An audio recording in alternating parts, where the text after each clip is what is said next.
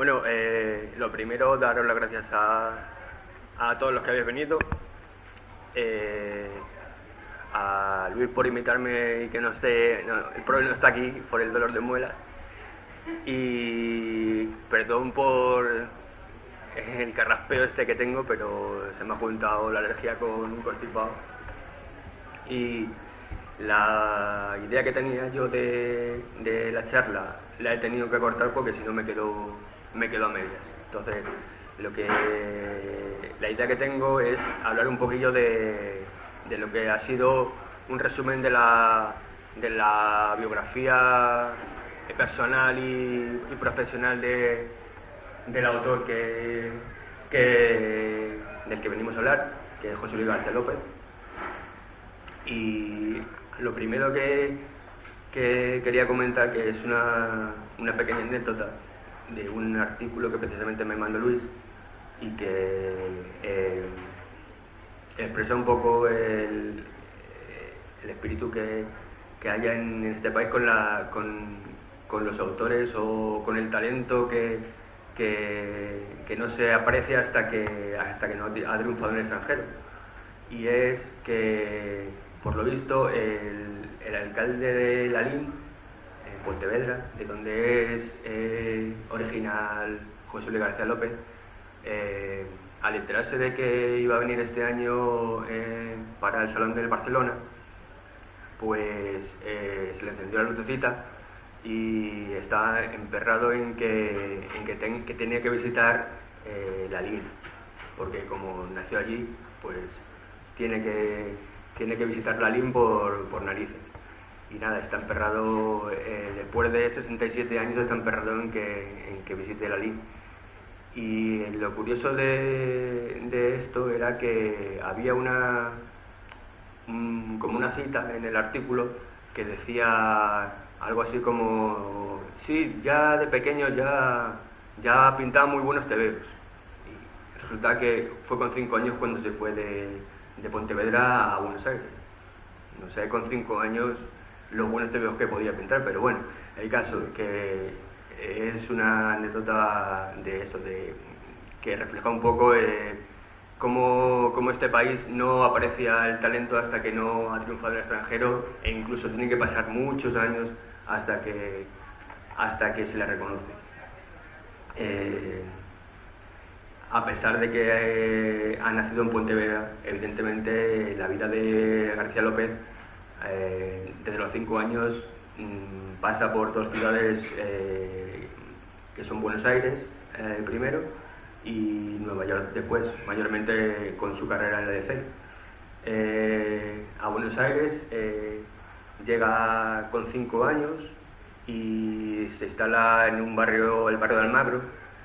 y allí es donde empieza a labrarse como futuro dibujante de cómics, con un curso por correspondencia que le regala su hermana en una escuela llamada Continental School. Yo ya cuando vi lo de curso por correspondencia, lo primero que me vino fueron los típicos pasquines estos en blanco y negro de gana mucho dinero dibujando cómics. Es lo primero que me vino a la cabeza y me hizo gracia. El caso es que esos primeros pasos formándose le permiten a la edad de 13 años, a los 13 años, publicar su primer trabajo en una editorial pequeña de allí de Argentina, que no se le paga. Y esta es otra de las cosas curiosas que me vino a la cabeza, en el sentido de pensar, bueno, ¿a quién no le ha pasado en algún momento de su carrera o de su vida, empezando, que hagas un trabajo que no te paguen, o que te paguen muy poco, o que te digan que te van a pagar mucho y luego te pagan una mierda? Y en ese sentido, que un autor a estas alturas como José Luis García López le pasará también eso, pues indica que es es algo negativo, pero que le ha pasado a los más grandes. Entonces, en vez de ser una piedra, una roca que te detenga ahí en el camino, que digas, qué vergüenza, me han timado o qué mal. Pues tiene que servir eso esto tiene que servir para pensar que si él ha llegado hasta donde está, habiéndole pasado eso, a cualquiera puede hacer lo mismo, cualquiera con su talento, claro. Ese trabajo no publicado, aún así, le da paso a ver que su trabajo sí que interesa a los editores argentinos, y el tema del curso por correspondencia ya se le queda corto. Entonces lo que hace es ingresar en la Escuela Panamericana de Bellas Artes de allí de Buenos Aires, donde imparten clases algunos de las personas que han tenido la primera influencia en su estilo, como gente a lo mejor no tan conocida aquí como Enrique Bieties o De la Mota, Nobel, y otros sí que más conocidos como Enrique Breccia, que seguro que a muchos os suena o habéis leído algo suyo, y si no, os recomiendo cosas conocidas así que se pueden encontrar fácil de Breccia. Pueden ser Morcinder o Álvar Mayor o alguna etapa del Eternauta. Esa formación que recibe en la Escuela Panamericana sí que le permite dar el salto a editoriales argentinas ya más consagradas, como Columba,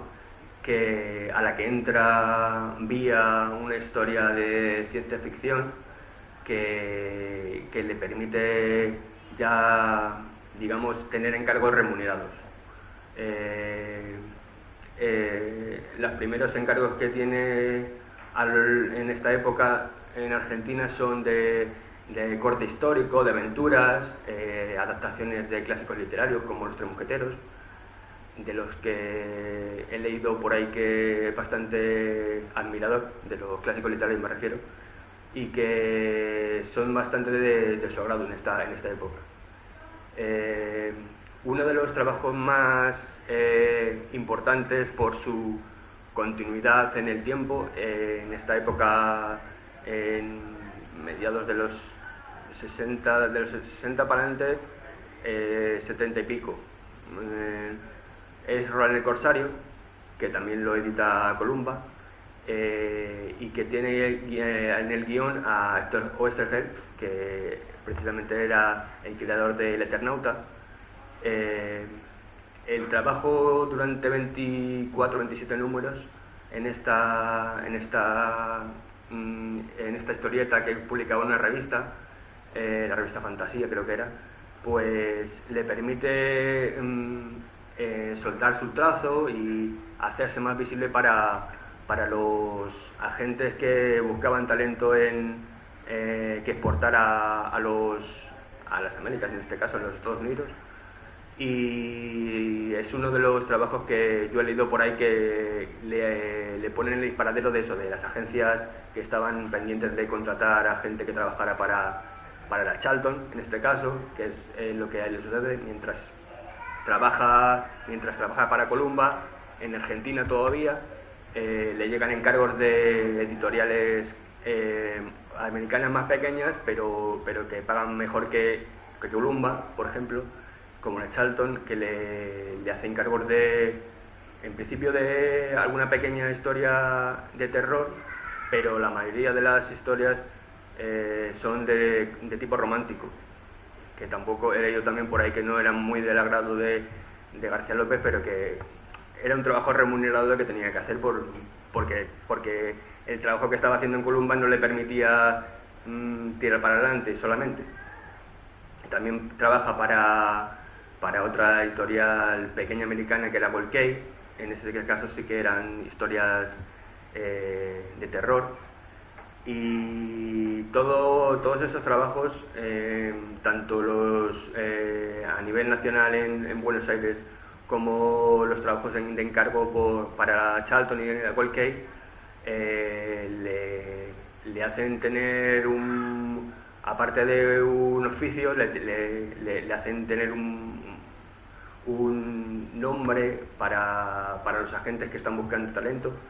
Y todo eso se junta con la situación que que en esos momentos vivía Argentina en los años 74, 73, que más tarde daría lugar al golpe de Estado y le lleva a dar el salto de Buenos Aires a Nueva York, que se coge las maletas, se va con su familia para Nueva York y allí hay una figura importante en sus primeros días en Nueva York buscando las oficinas de la DC, que por lo visto habían cambiado de sitio pues, en aquella época, y el hombre iba buscando las oficinas de DC. Yo me lo imagino como Paco Martínez Soria allí con la maleta buscando Madrid algo que no encuentra, y fue un compañero suyo de la Panamericana, que era Luis Domínguez, el que por una llamada telefónica le dijo, bueno, pues han cambiado la oficina del Brooklyn Center, no sé qué, tienes que irte al otro lado y yo te presento a no sé quién. Y entonces fue el que le puso un poco en el camino de los primeros trabajos que le encargaron ya en la DC, porque dicen que, o yo he leído, que el primer día que llegó a las oficinas le presentaron allí a los editores, tal, y el mismo día que llegó salió con un encargo ya, cosa que es increíble. Entonces ahora eso sería, yo creo, inviable. El caso es que ya con esos primeros trabajos, incluso siguiendo colaborando de vez en cuando con la editorial Columba, cosa que dice bastante del carácter agradecido de este hombre, en el sentido de decir, bueno, ahora ya tengo encargos, ya estoy asentado en Nueva York, o estoy afincado en Nueva York, estoy viviendo aquí, me empiezan a llegar encargos de DC, pero él siguió colaborando esporádicamente con la editorial, que le puso un poco en el camino del profesionalismo. Los primeros encargos en DC, ya acreditados como con su nombre, son entintando a gente importante como Kurt Swan o Dick Dilling en colecciones como Action Comics o Superman. Y el primer encargo que le llega como dibujante le llega en el año 75, por ahí, en Detective Comics, con una historia corta de Hawkman. A partir de ahí empiezan a llegarle encargos más importantes, por ejemplo, uno que, más allá de lo que fuera el dinero que ganara o la colección en la que estaba,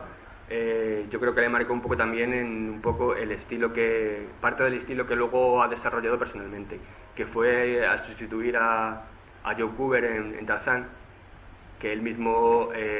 admitió, o yo he leído en una entrevista suya que decía que al adoptar un poco el estilo de Kubert para evitar que el lector notara un cambio brusco de estilo en el dibujo, pues el adoptar el estilo de Kubert al final, a lo largo de los números, hizo que ese deje que él había adoptado lo trasladara a su estilo propio natural, en parte. También de esta época era una miniserie que tampoco es muy conocida, que era Hercules Unbound, que la curiosidad de todo esto es que los lápices de García López los entintó Wally Wood ya en su época, en su última época, pero no dejaba de ser Wally Wood. Y también es interesante esta época porque dentro del magnum de colecciones en las que trabaja, algunas muy importantes, las conocidas como las que yo he mencionado, Action Comics, Superman, Batman, trabaja también con un personaje del que creo que guarda buen cariño, como es Jonah Hex. Pienso, no he leído si el motivo era ese o no, pero yo pienso que sería que al tener más libertad creativa para hacer y deshacer con él que con personajes franquicias como Superman o Batman, que están más atados a decisiones editoriales, esa libertad creativa que tuvo con Jonah Hex le hace albergar ese cariño que he leído que tiene el personaje. Y en esta época, de entre 75 y 80, empieza ya su idilio, por llamarlo de alguna manera, idilio laboral con el guionista Jerry Conway, con el que trabaja bastantes veces y en ocasiones muy importantes, o con proyectos que luego le han valido el reconocimiento sobre todo del público. En esta época los trabajos que hace con Conway son algunos números de Superman y un especial que nunca recuerdo el nombre, que enfrentaba a Superman con Wonder Woman, y que luego ha sido parte de las historias que se han recopilado aquí en uno de los últimos tomos que sacó CC. Creo que Superman contra el mundo, creo que se llamaba algo así, no me acuerdo. Bueno, sí, Superman contra el mundo. Y pues el caso es que empieza ya su colaboración con Conway en esta época, que en los 80, que es donde vamos ahora, digamos como que la semilla crecería y empezarían a dar frutos bastante potentes, como por ejemplo el Atari Force, que es el de los primeros de los 80, 82, 84, no me acuerdo, 80 y poco es. Atari Force, que es una miniserie que seguro que muchos os suena. Aquí llegaron 13 números editados por 5, yo los tengo en casa como oro en paño. En Estados Unidos creo que DC llegó a continuar la serie hasta la veintena o más, pero ya a partir del número 13 creo que ya el dibujo era cosa de Eduardo Barreto, que precisamente era el que ayudó a García López tintándole algunos números, y a partir del número 13 creo recordar que se cambiaron las tornas y fue Barreto el que hacía los lápices y García López el que le entintaba. Atari Force, bueno, es una historia de ciencia ficción, con una licencia de la época de aquella, apoyada por la empresa de videojuegos Atari, que por aquel entonces era potentísima, y de los productos que sacaron con este sello apoyado por Atari, la verdad es que es de las más interesantes, y aunque el guión no era una cosa de locos para tirar cohetes, sí que daba rienda suelta para que el lucimiento de García López valiera la pena solo por eso el comprar estos números. Otra obra de esta época de los 80, aunque ya más de finales de los 80, que hizo con Conway, fue Cinderías, que junto con Atari Force son de las dos obras para mí quintesenciales de este hombre, o de las que yo, si alguien no conociera nada de su obra, sería de las que recomendaría. Primero porque son las dos de las que he leído, y si no las he leído no las puedo recomendar. Y segundo porque se salen un poco de lo que es el García López trabajando para DC con los personajes de DC, con Batman, con Superman. Son una historia de ciencia ficción en el caso de Atari Force, y una historia digamos que mezcla géneros como el bélico y el género negro. En Cinderías, una miniserie de 4 números que seguro que se puede encontrar. Yo la encontré a un precio súper tirado hace muchos años en un retapado que sacó Planeta, y es una historia que tuvo bastante controversia en la época en la que se publicó. Por un lado, DC, que la sacó con el sello de Vértigo, quiero recordar, no la apoyó todo lo que debería. No sé si porque cuando se encontraron con el producto final dijeron que uy, cuidado, que esto nos puede llevar problemas, o por lo que fuera, pero el caso es que incluso tuvo problemas legales para que los ejemplares cruzaran alguna aduana de Estados Unidos a Canadá. Creo que en Canadá llegaron a parar en la entrada de los ejemplares porque el contenido, según ellos, el contenido que tenía algunas partes de estos ejemplares no eran recomendables para que los jóvenes lo leyeran. Había como una violación. Bueno, es un TVO que se sale como del trabajo estándar que realizaba para aquel entonces García López. Pero muy, muy, muy recomendable, o sea, muy recomendable, ya os lo digo, o sea, junto con Atari Force, no tiene nada que ver una cosa con otra, pero junto con Atari Force es súper recomendable si alguien quiere hacerse con algo de García López sin haber leído nada antes. También en esta época creo recordar que hizo algunos trabajos más, si no me acuerdo, a ver, espérate. Ah, sí, claro, casi se me olvida. La famosa guía de estilo de DC, que nunca se llegó a terminar, y que por lo que he leído es un trabajo en el que García López se sentía bastante a gusto, no tenía por lo visto ningún tipo de presión a la hora de acabar, trabajaba un poco como... no tenía fecha de entrega, era una especie de trabajo a largo plazo en que Warner tenía pensado desarrollar para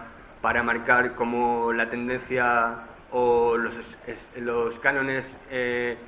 los personajes DC a la hora de utilizarlos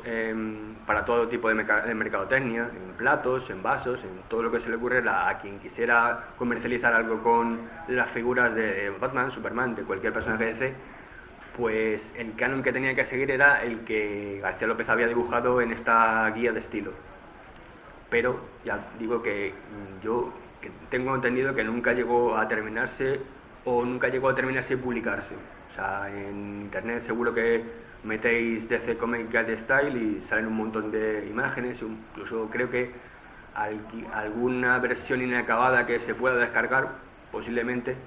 pero ninguna terminada y editada oficialmente por DC. Ya metidos en los 90, parece como que si el trabajo que ha ido haciendo García López a lo largo de estas 2 décadas empezara a tomarse un poco más en serio o a tener un poco el reconocimiento de la industria. Porque tanto en la primera parte de la década de los 90 como al final de la década de los 90 llegan las dos únicas nominaciones que tiene en los premios Eisner del cómic. La primera por su trabajo junto con Howard Chaykin en Twilight, que nada tiene que ver evidentemente con la famosa saga esta del cine y la novela. Y es una historia también de ciencia ficción, pero con personajes más de DC, que ya digo que le valió la primera nominación como mejor dibujante en el 82, en el 90 en el 92 creo que fue, sí, el 92, que fue una nominación que no llevó consigo galardón y de la que he leído por ahí que una anécdota graciosa que decían algo como que Chaykin estaba empeñado en que tenía que sacar un guión que le sacara todo el potencial a García López, porque nadie le había conseguido sacar el potencial que él le podía conseguir. Y resulta que una vez que pasó todo el tema de los Eisner y tal, pues le preguntaron en algún momento a García López por el tema de si se había sentido cómodo, si el guión le había parecido tan cojonudo como Chaykin pensaba, y él decía que bueno, que él se había limitado a dibujar lo que Chaykin le había puesto ahí por delante, pero que no entendía una mierda de lo que era la historia. Total, que bueno, el caso es que eso le empieza a poner como en el disparadero tanto del público, que ya lo tenía refrendado en los 80, como ya de la industria, los editores. La segunda nominación,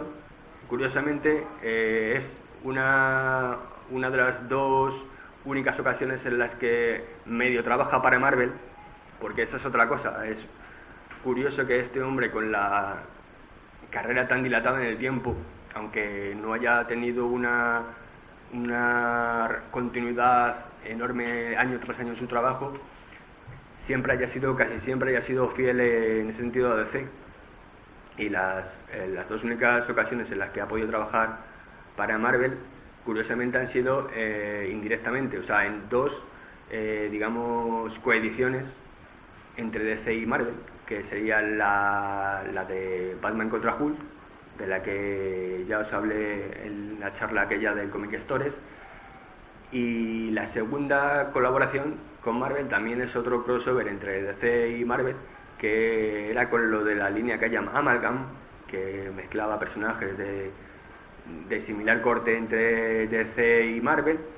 y en este caso el número que le vale la segunda nominación a los Eisner es uno que se llamaba Doctor Strange Fate, bueno, mezclaba el Doctor Extraño con Doctor Fate. Por una parte Doctor Extraño Marvel, Doctor Fate por parte de DC.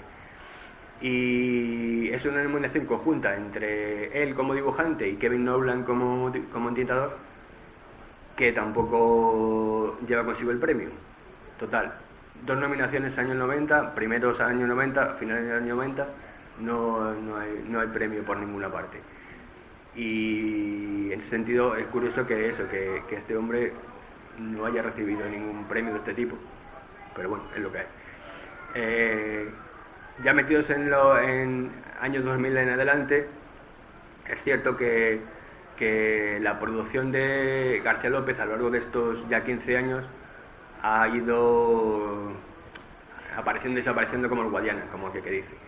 Ha tenido algunas apariciones, por ejemplo, en otras editoriales, como por ejemplo Titanium, no me acuerdo, era una secuela de Camino a la Perdición, el cómic que luego se hizo película, de Sam Mendes, y la secuela, que también la escribía el mismo guionista que hizo la primera entrega, que era Max Allan Collins, cuenta con él para hacer esta secuela de Camino a la Perdición, llamado On the Road to Perdition, me parece, algo así, que cuenta hechos paralelos a la historia que cuenta la primera parte. Más allá de esto, siguen con sus trabajos en DC, puntuales. JL ha clasificado, hace una miniserie de 6 números llamada La Mujer Hipotética. También hace dibuja un guión de Phil Jiménez con El Retorno de Donna Trey. Hace varias cosas, pero así continuadas, por ejemplo, aparte de esas dos, una colaboración con Dan Didio en el Wednesday Comics, que era una especie de proyecto que quería como imitar a las tiras cómicas antiguas de los periódicos semanales, y a García López lo que le hacen es encargarle que se dedique a hacer 12 historias cortas o 12 números cortos dedicados a los Metal Men. Ya metidos para acabar en los últimos trabajos que nos han llegado aquí y que tenemos al alcance de la mano yendo para allá seguramente, son el mencionado antes, el de Superman contra el mundo, que se llamó aquí, creo, que era Adventures of Superman o algo así, José Luis García López, que era una especie de recopilatorio que DC hizo de los números de Superman que García López dibujó en los 70, sumados al especial este que enfrentaba en un principio Superman contra Wonder Woman, y que yo creo que CC publicó, si no a principios de este año, a finales del año pasado, y eso seguro que esa está muy al alcance de la mano, pero incluso mucho más al alcance de la mano, que seguramente que esté ahí puesto, el de Batman el episodio perdido, que se ha llamado aquí, que es un guión, ese es, este que tiene en la mano, ese.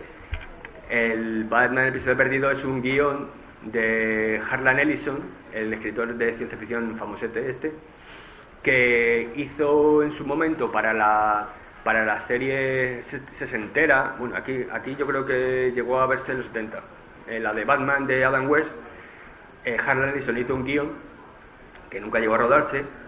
y resulta que eso, la DC se le ocurrió la idea de recuperar ese guión, que Len Wein lo adaptara un poco al cómic y que García López